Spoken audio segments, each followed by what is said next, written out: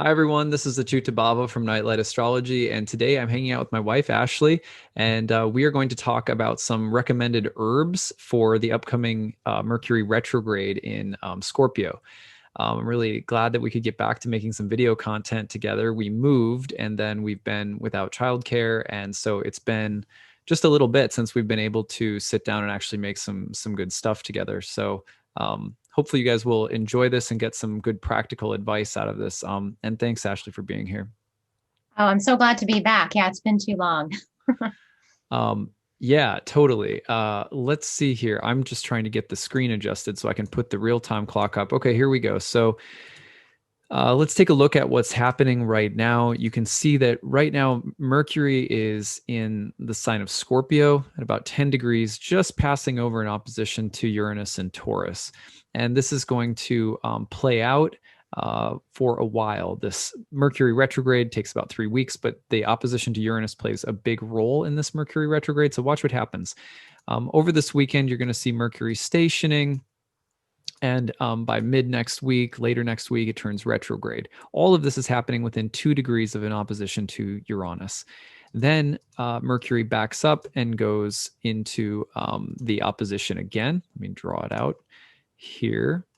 And you're going to see that opposition perfecting by the 19th into the 20th of October. Now, you want to pay close attention to Mercury whenever it's within 3 degrees of making an aspect to an outer planet. And that 3 degree range is pretty standard for Hellenistic astrologers back in the day. So 3 degrees doesn't let up until like October 22nd. So you're talking about a span of like the next 2 weeks that our Mercury retrograde, which is usually something to manage on its own, will be amplified by an opposition to Uranus, which is a lot. It was a funny thing, and I mentioned this on my YouTube channel, if you guys were watching earlier this week, that we experienced a little, thankfully not too bad, attempted identity theft. And it synchronized, it happened to synchronize very perfectly with Mercury opposite Uranus. And it was one of those shocking, sudden, twists and turns of fate. And it involved technology, and it involved suddenly something coming to light that had been hidden from our sight. All Mercury in Scorpio meets Uranus and Taurus kinds of activities. So, the main thing that we want to do today is give you significations for Mercury retrograde in Scorpio, Mercury opposite Uranus, and then talk about which herbs are going to be our helpers. So that's what we'll do first. And then I'm going to hand it over to Ashley, who is going to be the herbal wizard portion of this talk. So, but yeah, I mean, Mercury opposite Uranus, a few of the main significations are going to be shocking events that oftentimes jar the nervous system. That's one main thing to watch for. It doesn't mean it has to be a super traumatizing event. For some people it could be. For other people, it can be, garden variety, surprising information or news that comes up in the workplace, or, a big reveal from, it can be something as simple as surprise, we're having a girl and we thought we were having a boy. Or, I mean, sometimes it's exciting information that comes up and is not what you expected. But with Scorpio, oftentimes there's that theme where it's a little bit more confrontational, it's a little bit more difficult to deal with, and there's a feeling of maybe something being uncovered that was hidden and that may be a little bit more shocking, or again, maybe more stressful to deal with. The other thing is that Mercury and Uranus can have to do with technological meltdowns in communication, sudden outbursts in communication. Again, a Mars-like Mercury is going to be a little bit more aggressive and edgy. And you can also have themes of like defiance or rebellion thrown in there. And then you also have to watch for things like sudden, almost like manic episodes where suddenly you become really, really excited and inspired, but you can't sleep. It's like it's not a good time to drink caffeine, if you're already sensitive or something like that. But it can be like insomnia or a wave of inspiration that comes in, but that may also sort of jar you. And so you have to be careful of, your boundaries and taking care of yourself so that that surge of energy doesn't sort of short circuit you in any way. Mercury retrograde in general in Scorpio also has to do with going deep. If you want to uncover things, if you want to go deep into the past or deep into the unconscious, deep into the dream space, it's kind of like investigative journalist meets shaman. So there's some of that energy in the air right now. It's a great time to be learning things that require you to think or go one or two layers below the surface. All of those are really pretty, I think those are pretty good indications for Mercury. In Scorpio, you want to be careful of like reading other people's diaries or sneaking into other people's stuff, or spying on people or whatever. And that's why you also have to be careful about things like identity theft. These are just a few significations, but for herbs, I'm going to hand it over to Ashley now because I want to ask, I'm going to go through 3 areas. Does that sound okay? Yeah, that sounds great. Okay, so the first area is just what herbs should we work with right now if we want to either respond to or maybe protect ourselves from sudden jolting shocks or unexpected things coming up that can affect the nervous system or the mind. Yeah, so this would really be the class of herbs that we call Nervine tonics, and actually Nervine relaxants as well. So I guess both of those categories would work really well. Our Nervine tonics are going to kind of buffer the nervous system and give us a little bit of softening of the blows of things that can hit us and strengthen the resiliency of the nervous system. So herbs like oat straw or milky oat tops from the same plant, Avena sativa, would be a really good one to kind of fortify and protect the nervous system. Another nervine tonic that I really like is Gotu kola. This is also called Brahmi in Ayurveda, and it was used by the yogis to help them, gain deeper states of meditation, because it really kind of harnesses the power of the nervous system. So it's a really nice one. And both of them can be taken as a tea. So you could brew it as like a hot infusion. But if you want to do the milky oat tops, which is really kind of like a food, it's like mother's milk, that needs to be tinctured fresh. So that would be something that most people would have to buy from a supplier. Got it. So the other class, which are the Nervine relaxants, these are really good if you're feeling that sort of amped up energy, like Achuta was talking about, and you really want something that is going to take your whole response to whatever's coming at you, take it down pretty quickly. So Nervine tonics, they take a long time to build up, whereas our Nervine relaxants work pretty instantly. So a few that come to mind would be skullcap is a really nice one. This is Scutellaria lateriflora. And this is a really nice kind of bitter, relaxant tonic. So it works kind of both ways, as both a tonic and a relaxant. And it's really good, especially if you are kind of going into a meeting that you think might be really kind of overstimulating, or if you're about to like watch the debates and you want to kind of protect yourself and sort of lower your whole reactivity levels, sort of buffer them a little bit, then you could take a dose of something like skullcap or Scutellaria to prevent kind of overexcitation of the nervous system. So that's a really good one for the Nervine relaxant. Another idea would be for sleep, as you mentioned. So a Nervine relaxant like hops. Hops is just sort of a classic herb that's used for sleep and agitation. It's really good too for like night sweats. So if you kind of tend to sleep really hot and your dreams can get kind of agitated, and you have difficulty with sleep, then taking a little dose of hops. And this is the same plant that's in beers. So, but it's not the same as beer. That is different. So you can take the plant, lupus humulus or humulus lupulus is the Latin name. And so you can take that as a tincture is best, because trust me, you don't want to drink a tea. It's so bitter. But just taking, 1 dropper full 30 minutes before bed. And if you wake up in the night, taking another dropper full can be really helpful. Right. And what was the one that you mentioned, or maybe you didn't mention it yet, about being able to maybe access or open up information coming through dream state? I think you mentioned something about the dreams earlier. Yeah, we were talking about like if you want to do that deeper underbelly work. This would be a really good place for 2 herbs. I would say black cohosh is a really good one to work with for that sort of kind of what's underground, what's in the dark roots. And it's sort of, I think about it as like one of the names is black snake, or what is it? Yeah, black snake or snake root medicine. And so it has these sort of roots that get really, really wound in. And so it kind of helps you just sort of pull and tease apart things that are sort of dark and in the subconscious. I've had a number of students. I just had a client a few months ago who did drop dosing, and she did it when she was doing her meditation. And she said it was amazing how even just a few drops really started to open up her awareness of some of the stuck material. And so she sort of titrated the dose up, a few drops at a time, and worked with the medicine in that way over the course of a few weeks, and said it was really profoundly helpful.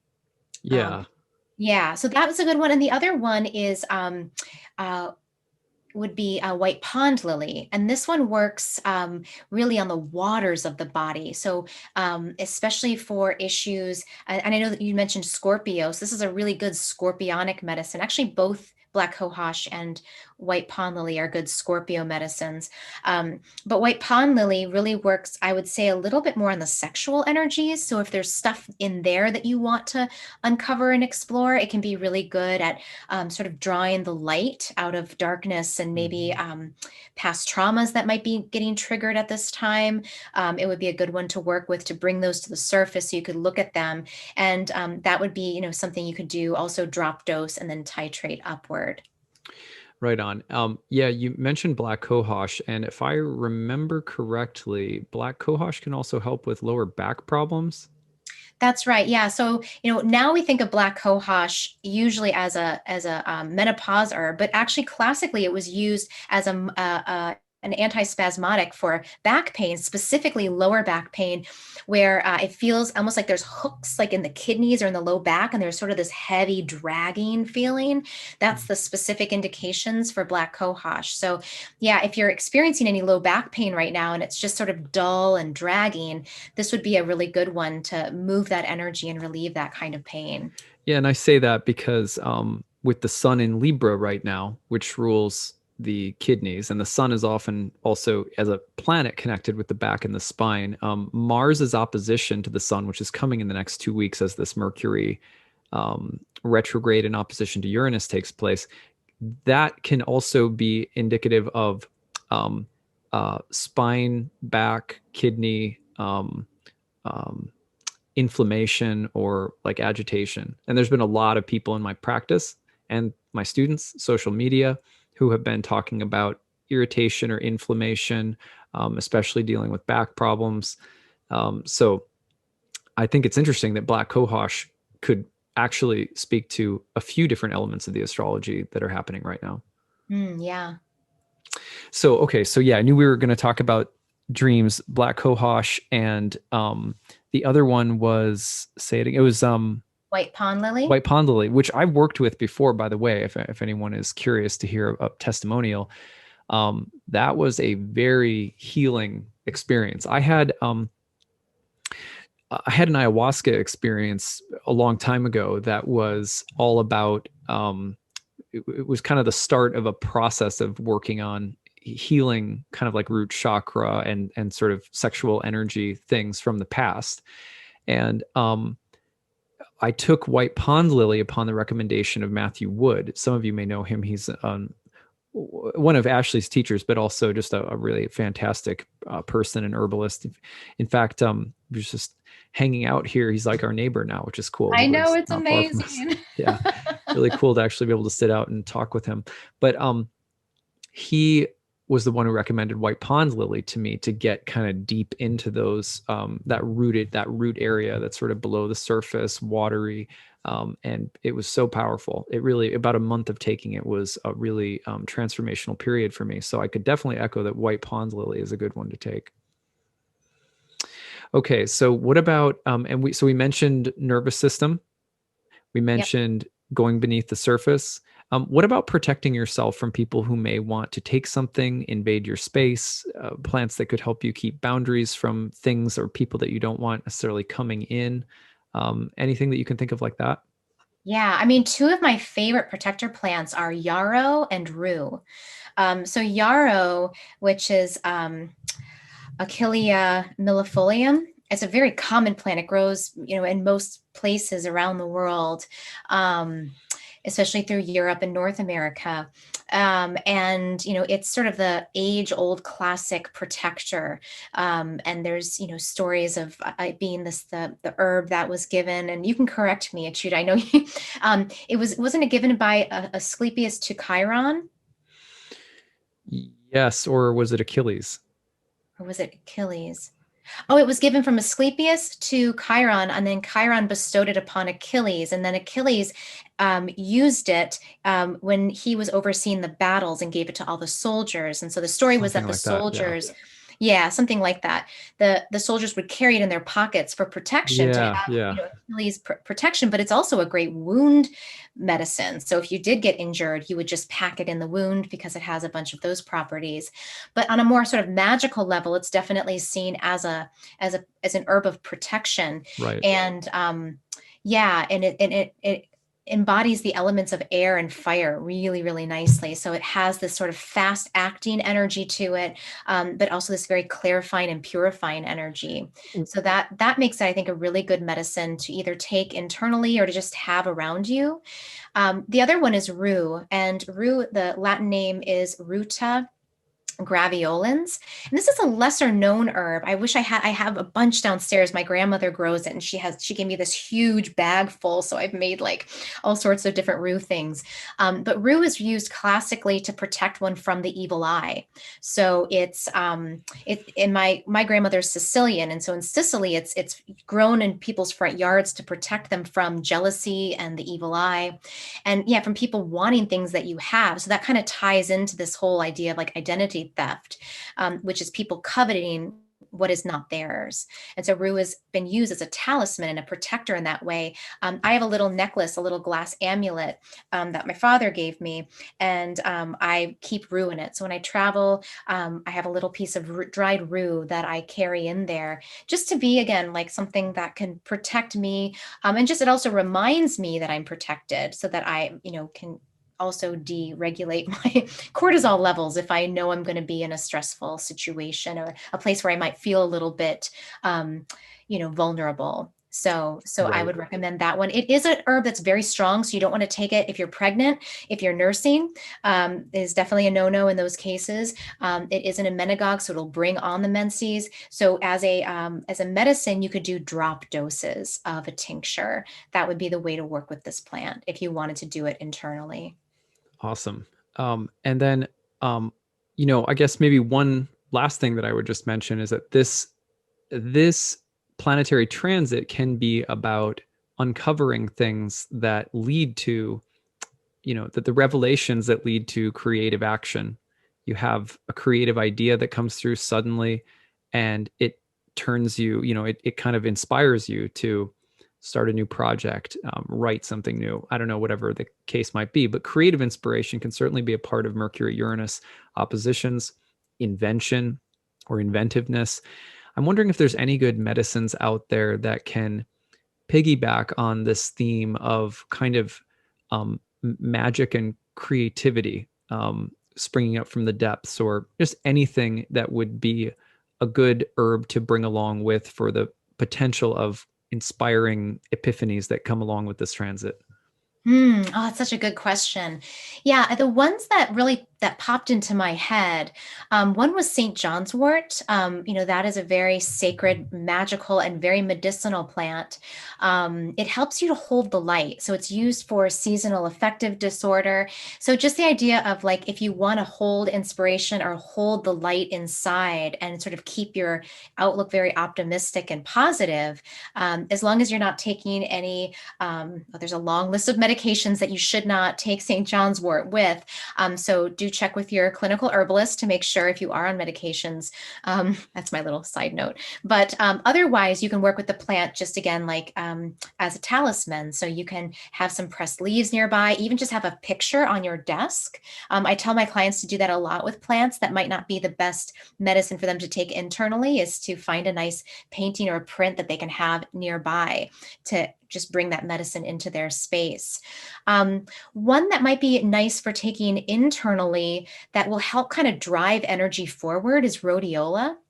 So rhodiola is at the root is the part used, and it's an adaptogen, so it helps your body respond intelligently to stress and modulates the hypothal. Hypothalamic adrenal pituitary axis. So it kind of makes sure you don't go too far in either direction. But what I like about rhodiola is that it really does seem to boost confidence. Mm. That's something that I've found with clients is it's sort of like, if you need a little bit of an energy boost, but you also don't like want caffeine where it takes you too far and too fast and you get kind of burned out by it and dried out. Rhodiola is a really nice substitute to sort of help drive that cart without exhausting yourself. Right. And I'm also wondering, yeah, that those are really good. That's really good advice. And anything that when you think about this from a tarot standpoint, I feel like the Mercury Uranus opposition is a bit like the magician card, has a kind of trickster, creative, or you could even say that it's a little bit like the fairy figures in mythology that are sort of tricky, clever, maybe a little fox-like. So those are the things that were coming to my mind when I was thinking about it as well. I don't know if that jars anything else that you Yeah, can it think of, totally or did. Like, yeah, when you were saying that, I was like, oh wait, I know. That would be a really, really good one for ladies' mantle. So, Alchemilla vulgaris, which is ladies' mantle, is also called the little alchemist, and it's totally a plant of magic and fairies, and it has these really beautiful, kind of jagged-edged, five-lobed leaves that make a little cup. And we grew it in our garden back in Maryland. And when you go out in the garden in the morning, it has these little drops of dew that are like perfect. And the story is that the fairies, they go out and they take these little droplets of water and they splash themselves. And so, very wealthy people would pay people to go out and gather all these drops of dew from the lady's mantle leaves to astringe. It's actually a toner. It can be a very, very nice skin remedy. But it was always associated with sort of fairies magic. It has these mm. tiny little leaves and flower, or these tiny little flowers that are like green and so just like subtle and delicate. And yeah, it almost looks like if you were to pull the leaf off, it could be like a little fairy umbrella. That's great. The girls would, I can see them. We had an awesome herbal garden. For those of you who don't know this, that you guys all helped us make through the Kickstarter a couple of years ago. We had a community herbal medicine garden on like about half an acre of land that we owned. And it was very magical. I know my girls definitely met the fairies for the first for the first time out there, and I can't identify anything in the garden. I mean, actually, no. There's a few things that I've grown. I would occasionally be like, "Is that this?" And you'd be like, "Yay!"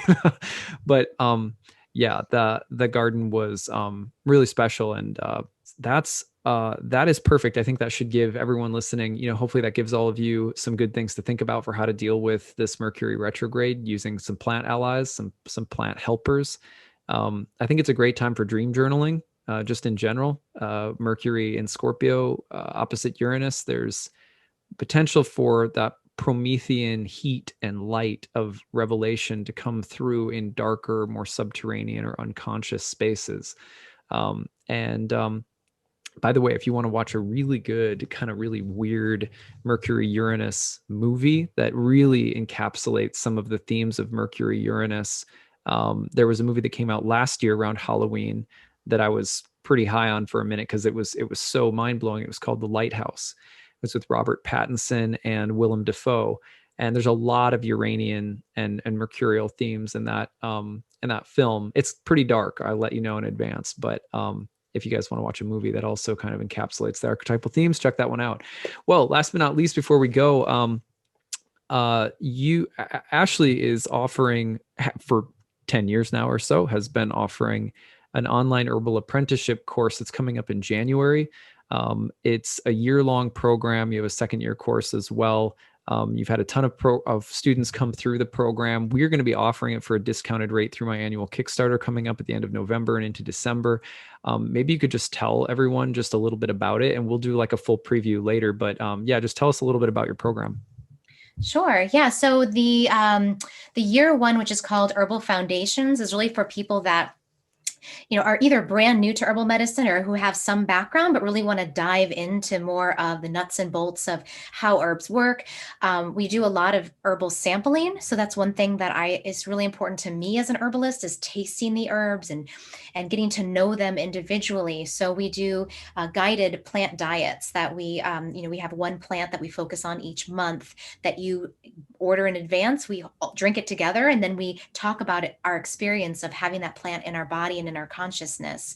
So it's interactive in that way. And we talk about things like plant identification. So I'll teach you how to identify plants based on plant families, how to make medicines from the plants that you do have. We'll look at organ systems and diseases and how to match herbs to different body systems and different energetic types and different body types. So it's just a nice kind of foundation level for people that want to really understand how herbs work, and then how to apply them and how to use them with their family, with friends. Maybe they already have another kind of way that they work with people and they want to add herbs in as a sort of a secondary offering. It's a really nice option for people like that as well. Awesome. And then when does it start? Let me. Yeah. So it starts in the middle of January. So it'll start on January, I want to say 23rd.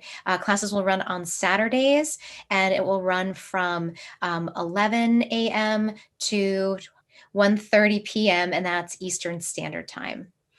Great. Yeah. Thanks for adding that in. And we'll be advertising and promoting this more during my Kickstarter so that people can reach it as well. But, Ashley's a very masterful herbalist. As you can tell, she's encyclopedic. It's been really fun I think this is part of the reason that we kind of fell in love with each other. So we sat down and were able to really just pour out stuff that we knew a lot about and just kind of rap with stuff. So it's just really always been maybe my favorite thing about my wife is that Ashley's just really encyclopedic and masterful and totally devoted to her craft in the same way that I consider myself to be with astrology. Eventually we hope to do a crossover between astrology and herbalism. So we'll have a class that offers both at once. That's a little bit delayed now because of COVID. But in the meantime, you can check out Ashley's work at, give you the email or the email and website. Sure. Yeah. So people can find me at skyhouseherbs.com. And then I have a YouTube channel. I actually have a whole talk on rue and a whole talk on black cohosh and Easter or white pond lily. So people can check out my YouTube channel at Skyhouse Herbs. So if you just look up Skyhouse Herbs on YouTube, you can find me there too. Right on. So, check out all of the good herbal work that Ashley's doing. Thanks again for being here and enlightening us for the Mercury retrograde ahead. Please leave your comments in the comment section. Tell us your stories. Tell us how you're working with the plants. If you are, what insights do you have during this time? If you're really into plant medicine and there's an idea that sprung into your head while you were listening to this, feel free to add your insights as well. We will be back together again, hopefully more regularly now that we can actually create some content together. We're getting some childcare help now finally. And so hopefully we'll be back with more astro herbal content shortly. But in the meantime, you all take care and we'll see you soon. Bye.